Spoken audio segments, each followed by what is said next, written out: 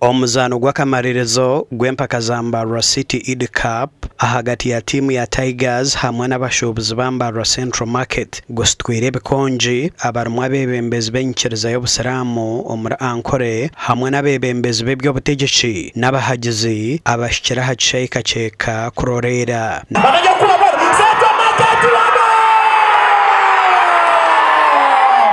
nabwa nyuma y'omuzano gutandikire aho timu y'abashubuzi ba Central Market etandikireho koreka amani barukuteba goro mu kicweka cyo kubanza ekihwire gore emwe hari 0 ekicweka cya kabiri Central Market egumize mu koreka amani menji okuteba goro ya kabiri eteberwa omuzano Mubaraka Kakoza bito mu dakika nce za hamuhero Bebe Swari Kiseguja atire gore emwe eyaba Tigers nuko omuzano kuwa gore ibira hari emwe aba Central Market okusinga ekikopo nabwa nyuma habireho kugabe biconco bitari mwe na bimwe ebijira habazana bakozereje kandi yo timu ya Central Market abasingire mpaka bahirwe medal n'ekikopo ebibakwasibwa mu nyishengero kazi wa Mbarara City Rita twasabwa hika abasambi fena tumikirize mu musambi afune kinabo cye timu zoneza participative kuberenga musembera timu zoneza participative musembere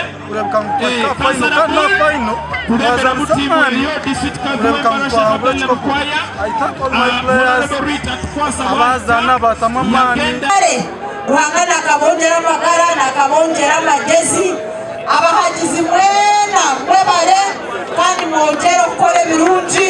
nga izamo kwekuragira omakuru agandi timu y'ekyaro kya Kabare yo kubanza esingire ya Nyarubongo na gori na hari emwe za penalty okutwara ekikopo ekya isingiro Eid Cup omu finals zizanirwa ha Kabare timu zomberezi zizanira dakika 9 zirkwinganisa bushaha bundi nabwa nyuma nukwe kuza kusumura za penalty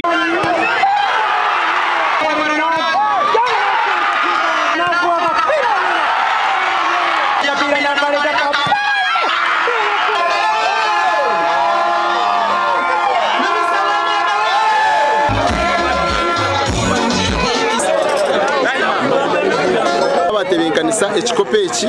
ahabo kuba bagezaho okutumbura ningasho kukwata ahantaranta ez'abana bitu ez'eminyeto yitu yisingiro inakusima region local